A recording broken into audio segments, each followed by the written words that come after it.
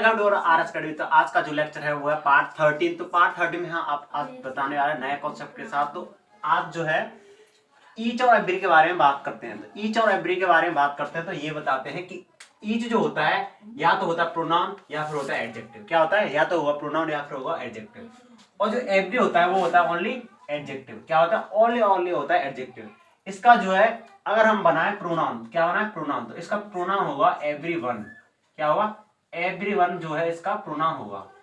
अगर एवरीवन होगा तो प्रोनाउन होगा। जो एवरी है वो ओनली क्या है? ओनली एडजेक्टिव है, ओनली एडजेक्टिव है। और ईच जो है प्रोनाउन भी हो सकता है, एडजेक्टिव हो सकता है। तो नंबर 2 पॉइंट ये समझना है कि ईच जो है या तो आएगा दो के लिए या फिर दो से ज्यादा के लिए, दो पर्सन के लिए या फिर दो से ज्यादा के लिए आता है। क्या? ईच आता है। और एवरी जो आता है वो आता है 3 और 3 मोर देन 3, ये 3 और 3 से ज्यादा के लिए आता है। दूसरी बात यहाँ पे ये समझिए, तीसरा पॉइंट, कि ईच जो है डेफिनेट नंबर के लिए आता है। डेफिनेट नंबर क्या होता है वो बाद में बताएंगे। एवरी जो होता है वो आता है इंडेफिनेट नंबर के लिए। इंडेफिनेट और डेफिनेट क्या होता है वो बाद की आता है। तो हम जो है कुछ हमारे पास सेंटेंस है उनको समझना है। तो पहला वहां सेंटेंस है ईच बॉय। क्या है? Each boy. तो यहाँ पे बॉय जो है नाउन है। क्या है? नाउन है। और नाउन के बाद जो नाउन से पहले आता है एडजेक्टिव। तो यहाँ पे जो है एडजेक्टिव है। ईच यहाँ पे क्या है? एक एडजेक्टिव है। क्या है यहाँ पे? एक ईच जो है यहाँ पे बॉय जो है नाउन है और नाउन से पहले आता है एडजेक्टिव, इसलिए ईच जहाँ पे क्या है? एडजेक्टिव है। क्या है? एडजेक्टिव। और यहाँ पे जो है अगर ये सिंगुलर नाउन है, क्या है? सिंगुलर एडजेक्टिव है, तो सिंगुलर एडजेक्टिव के लिए सिंगुलर काउंटेबल नाउन ही आता है, इसलिए यहाँ पे बॉयज नहीं आएगा। क्या आएगा? बॉय। क्या आएगा? बॉय आएगा, इसलिए यहाँ पे गलत है। अब थोड़ी बात करते हैं इसकी। Every of the girls, every of the girls is are. Is are आएगा वो बात की बात है, पहले हम बात करते हैं एवरी की। तो यहाँ प्रीपोजिशन है, प्रीपोजिशन का क्या है? ऑब्जेक्ट है। क्या है? ऑब्जेक्ट है। तो एवरी जो है यहाँ पे इज आर एम क्या है? यहाँ पे जो है सब्जेक्ट नहीं हो सकता, क्योंकि सब्जेक्ट होते हैं नाउन और प्रोनाउन। तो यहाँ पे जो है ये एवरी तो प्रोनाउन होता ही नहीं, यहाँ पे होता है ओनली एडजेक्टिव। एवरी जो ओनली एडजेक्टिव होता है, तो एडजेक्टिव कभी भी किसी सब्जेक्ट नहीं हो सकते, इसलिए ये क्या है? पूरा गलत है। तो अब बात करते हैं इसकी। ये गर्ल है, क्या नाउन है, और नाउन से पहले आता है क्या? एडजेक्टिव। तो यहाँ पे जो एवरी जो है यहाँ पे एडजेक्टिव है। ठीक है। अब यहाँ पे है क्या? Every girls. तो ये जो है ये सिंगुलर नहीं है, लेकिन ये जो है सिंगुलर काउंटेबल नाउन को भी ले सकता है और प्लूरल काउंटेबल नाउन को भी ले सकता है। तो यहाँ पे जो है ये वाला एवरी गर्ल्स, यहाँ पे गर्ल्स ये नाउन है, नाउन से पहले आ रहा है एडजेक्टिव, तो यहाँ पे एडजेक्टिव है, इसलिए यहाँ पे क्या है? सही है। और एवरी जो है ओनली क्या होता है? ओनली और ओनली होता है एडजेक्टिव। लेकिन ईच जो होता है प्रोनाउन भी होता है, एडजेक्टिव होता है। अब बात करें यहाँ पे each of the boys, each of the boys is are. ये जो सेंटेंस होगा is are ready to go, या फिर ऐसे कह सकते हैं। तो यहाँ पे जो है प्रीपोजिशन है, ये प्रीपोजिशन क्या है? ऑब्जेक्ट है। क्या? The boys. तो यहाँ पे जो है ईच जो है यहाँ पे सब्जेक्ट है। ईच जो है सिंगुलर होता है, सिंगुलर एडजेक्ट क्या? सिंगुलर प्रोनाउन होता है, तो इसलिए यहाँ पे क्या आएगा? इज आएगा। क्या आएगा? इज आएगा। Each hand of the his, each hand of his was hurt. तो यहाँ पे जो है ईच यानी आता है डेफिनेट नंबर के लिए। जैसे हम कहें हाथ, हमारे हैंड, यानी हमारे हैंड जो है एक डेफिनेट नंबर है, इनका 2। अब वो बात अलग है कि दुर्गे मैया के 6 हाथ होते हैं, उनकी बात अलग है, या फिर किसी का हाथ कट जाए उसका एक हाथ होता है, वो बात अलग है, वो इंसिडेंट वो अलग चीज है। अब बात जो है हर किसी के 2 हाथ होते हैं, इसलिए यहाँ पे क्या डेफिनेट नंबर है, हर किसी क्या डेफिनेट नंबर है। तो इसीलिए जो है जब भी डेफिनेट नंबर आता है तो ईच का प्रयोग करते हैं, यानी हैंड जो है 2 होते हैं, इसलिए यहाँ पे क्या ईच आया है। तो each hand of his was hurt, तो ये क्या है? सही है। लेकिन एवरी जो होता है वो क्या आता है? इनडेफिनेट नंबर के लिए आता है।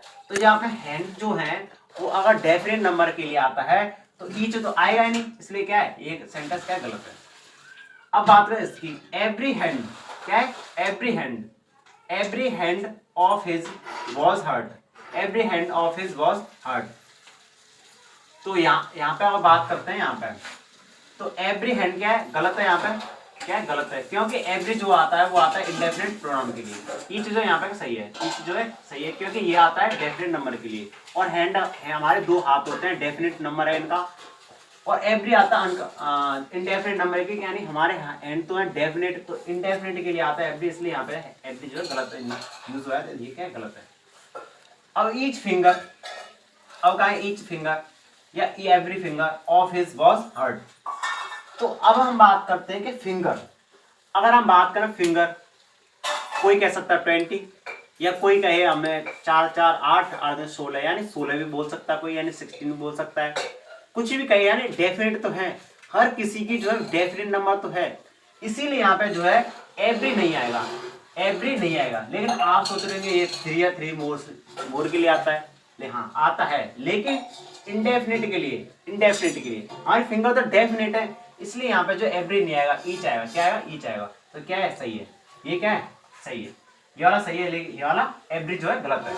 तो जो हमारा जो है दूसरा कॉन्सेप्ट आता है वो ये है कि एवरीवन जो होता है प्रोनाउन होता है, वो अभी मैंने बताया। तो प्रोनाउन तो होता है लेकिन इंडेफिनिट प्रोनाउन होता है। क्या कौन सा होता है? Indefinite pronoun.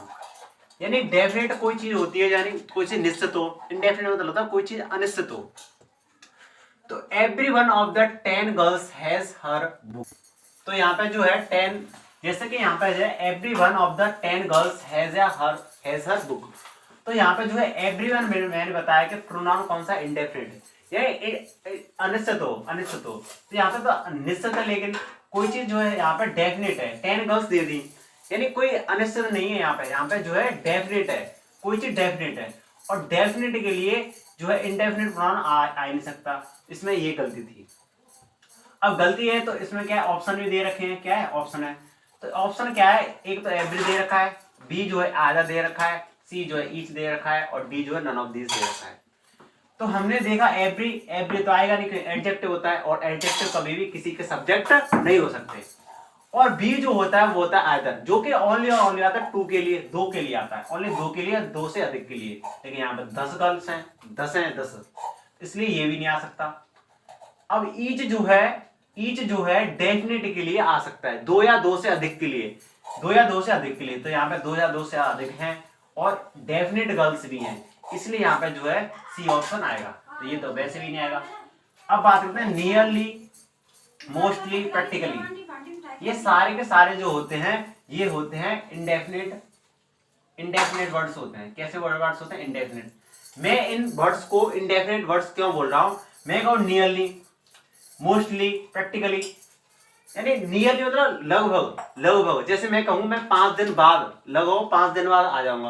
हो सकता है 5 दिन बाद आ जाऊं, या 5 दिन से पहले आ जाऊं, या 5 दिन से बाद आ जाऊं। यानी कोई चीज डेफिनेट नहीं है।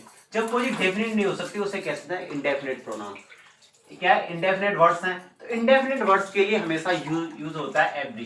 क्या होता है? एवरी। तो यहाँ पे कुछ सेंटेंस है उनकी बात करते हैं। ईच बॉय मोस्टली, जब वर्ड आ गया मोस्टली, कैसा है? इंडेफिनेट वर्ड है, इसके लिए जो है ईच नहीं आ सकता, इसके लिए आता है एवरी। एवरी बॉय, एडजेक्टिव कौन सा आएगा? एवरी आएगा। ठीक है। अब बात करें दूसरे सेंटेंस की। यहाँ पे आई प्रैक्टिकली, तो क्या ईच नहीं आ सकता, क्या आएगा? एवरी एडजेक्टिव आएगा। क्या आएगा? एवरी एडजेक्टिव आएगा। Each girl and each boy, यानी जब भी आए डेफिनेट प्रोनाउंस, क्या है? डेफिनेट एडजेक्टिव आए, डेफिनेट एडजेक्टिव आए तो इस आता है। क्या आता है? मतलब सिंगुलर वर्ब आती है, सिंगुलर वर्ब आती है। यहाँ पे भी वही सेम केस है, इसलिए यहाँ पे क्या है? इज